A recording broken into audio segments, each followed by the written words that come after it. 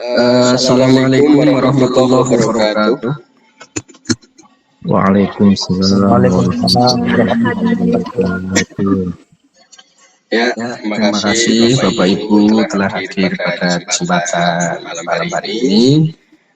Dalam pembelajaran kali ini saya akan menerangkan terkait penjelasan puasa Ramadan, mencangkup nanti dari pengertian, dalil, terus cara menentukan awal dan akhir bulan Ramadan, kemudian hal-hal yang memperbolehkan untuk tidak puasa dan hal-hal yang bisa diamalkan pada saat bulan Ramadan. Oke, mari kita mulai dengan membaca basmalah bersama. Bismillahirrahmanirrahim. Sebelum memahami tentang apa itu puasa Ramadan,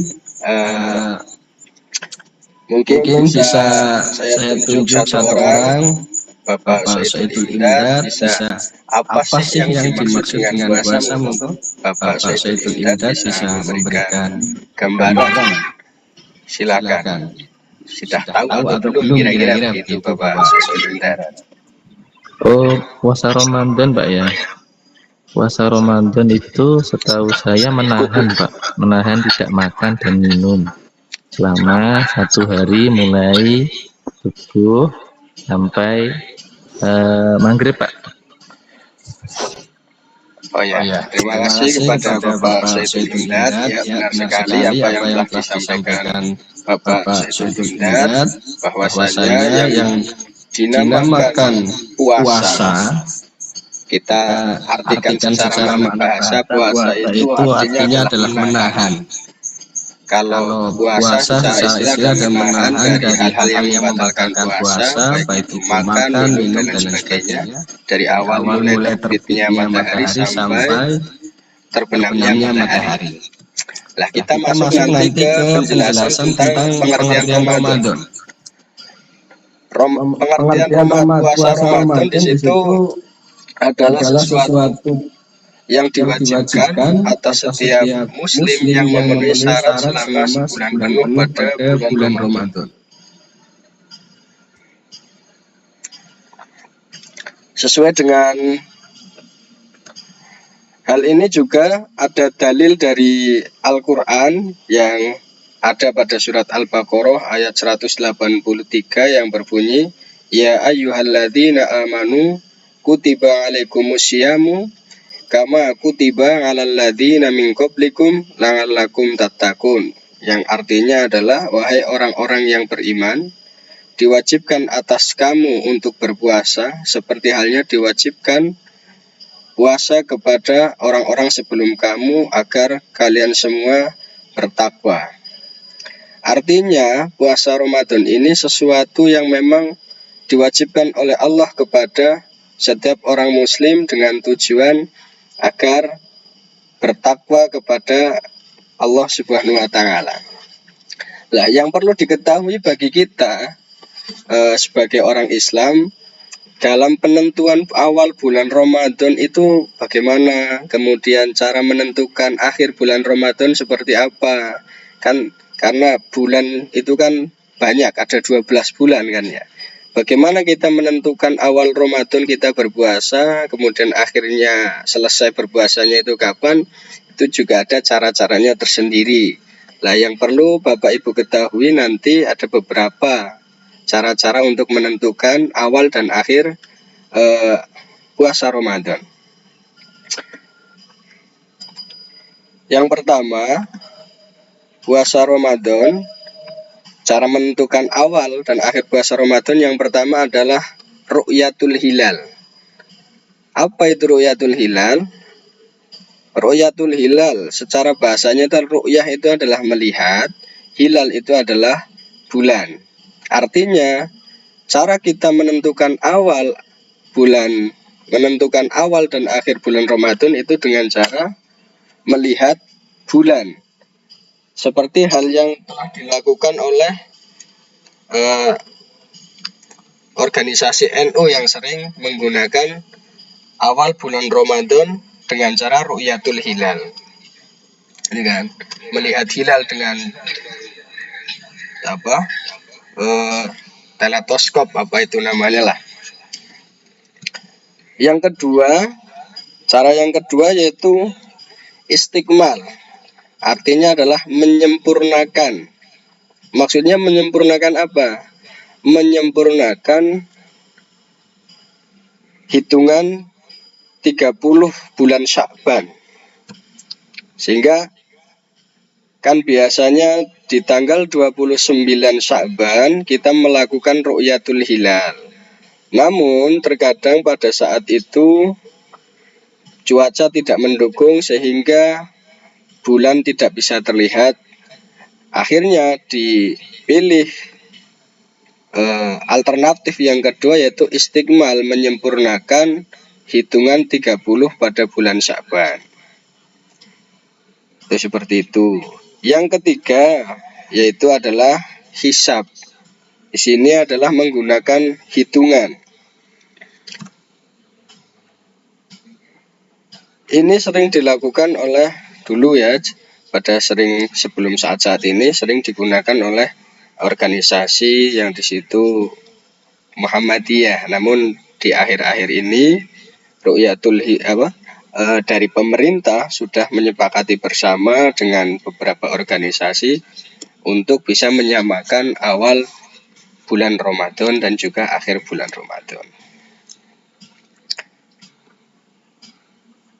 Selanjutnya dalam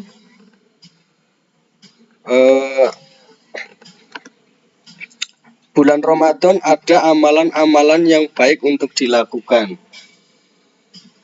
Apa saja? Yang pertama adalah sholat raweh. Sholat raweh ini juga banyak versinya Bapak Ibu. Ada yang mengatakan 20 rakaat, ada yang mengatakan 8 rakaat.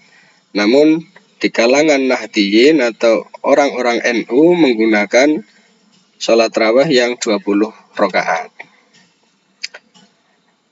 Itu amalan sunnah pada bulan Ramadan, dan itu dari awal malam bulan Ramadan sampai akhir.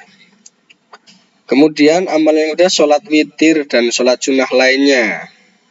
Yang ketiga memberikan takjil kepada orang-orang yang akan berbuka puasa. Yang keempat memperbanyak membaca Al-Quran atau tadarus Al-Quran. Dan yang keempat adalah i'tikaf di masjid untuk ibadah. Amalan-amalan sunnah ini dilakukan dengan harapan nanti kita akan bertambah mendapatkan pahalanya, karena di bulan Ramadan itu setiap amalan itu akan digandakan kelipatan pahalanya. Semacam itu.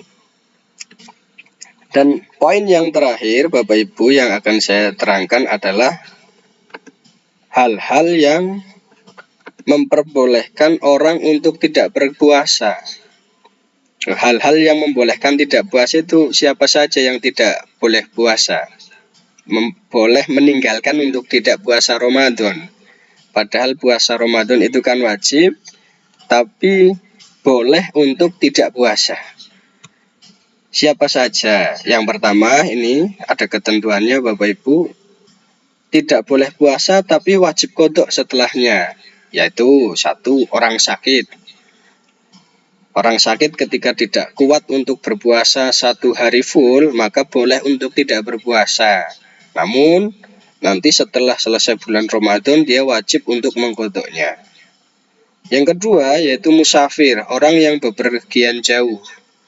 Dalam hal ini tentunya sesuai jaraknya untuk bisa melaksanakan sholat jamak atau qashar, sekitar ada yang mengatakan 80 km, 90 km, banyak sekali. Dan setelah selesai bulan Ramadan dia juga wajib mengqadha puasa. Yang ketiga yaitu adalah ibu hamil.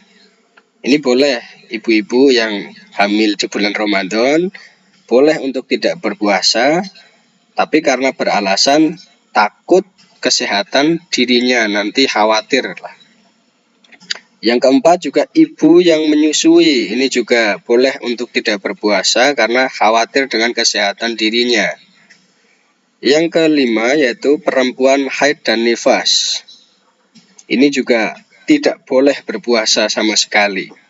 Meskipun dia kuat untuk berpuasa, tapi karena keadaannya sedang tidak suci, haid dan nifas, tidak boleh untuk berpuasa. Yang kedua itu tidak wajib qadha tapi harus membayar fidyah. Yang pertama yaitu orang yang lanjut usia, orang yang sudah tua, sehingga ketika dia berpuasa sudah tidak mampu, dia tidak wajib qadha tapi harus membayar fidyah. Yang kedua adalah sakit menahun, sakit-sakitan yang tidak mungkin ada harapan untuk sembuh, sehingga dia boleh tidak puasa, tapi nanti harus membayar fidyah. Oke, Bapak Ibu, ini beberapa hal yang bisa saya sampaikan, semoga bisa dipahami. Setelah itu saya kasih waktu kepada beberapa teman-teman untuk mendiskusikan beberapa hal, ya. Silakan, kira-kira nanti didiskusikan bersama ya. Nanti saya tunjuk dari beberapa teman untuk menjawabnya. Apa itu? Yang pertama, bagaimana dengan seseorang yang pekerjaannya sebagai pilot atau supir antar provinsi yang jarak tempuh perjalanannya sangat jauh? Apakah mereka boleh tidak berpuasa? Itu poin pertama, silakan didiskusikan Bapak Ibu. Yang kedua, bagaimana dengan orang yang meninggalkan puasa Ramadan karena udzur tetapi belum sempat mengqadhanya karena dia meninggal dunia? Oke. Silakan Bapak Ibu, saya kasih beberapa waktu untuk bisa mendiskusikan bersama atau mencari jawabannya. Nanti akan saya tunjuk beberapa orang.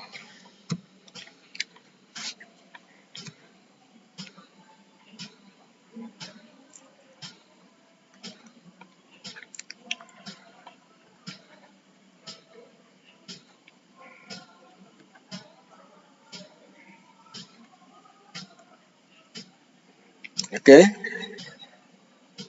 kiranya cukup untuk berpikir ya Bapak Ibu. Silakan bisa dijawab Bu Atika untuk poin pertama tadi, untuk bisa didiskusikan atau dipikirkan jawabannya terkait seseorang yang pekerjaannya supir atau pilot, kira-kira boleh tidak dia untuk tidak berpuasa? Silakan Bu Atika.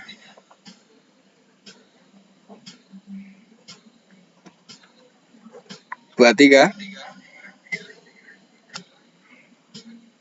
Halo Bu Atika.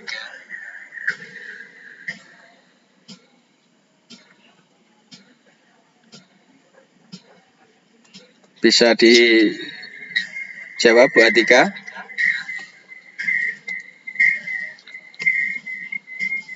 Terkait seseorang yang pekerjaannya supir atau pilot, kira-kira boleh tidak mereka meninggalkan puasa Ramadan?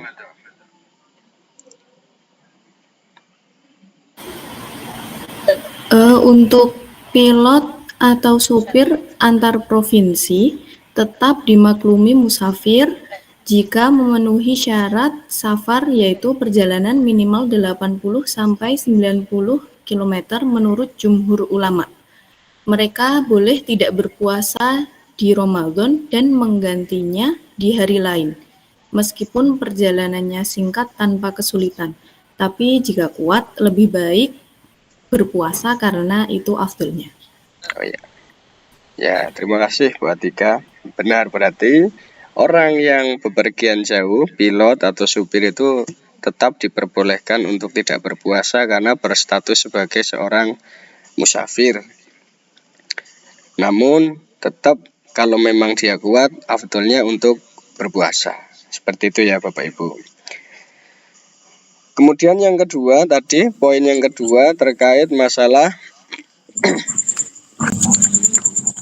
apa tadi? Bapak lupa, saya lupa.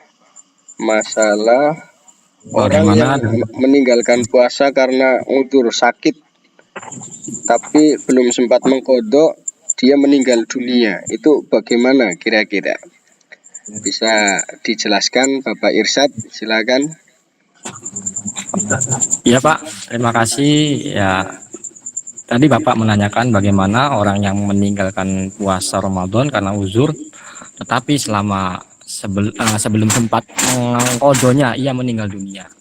Nah, baik, saya jawab. Di dalam kitab Fathul Qorib dijelaskan bahwa orang yang meninggalkan puasa Ramadan karena uzur, tetapi sebelum sempat mengkodonya ia meninggal dunia, dia tidak wajib kodok, tidak wajib membayar fidyah, dan tidak pula berdosa.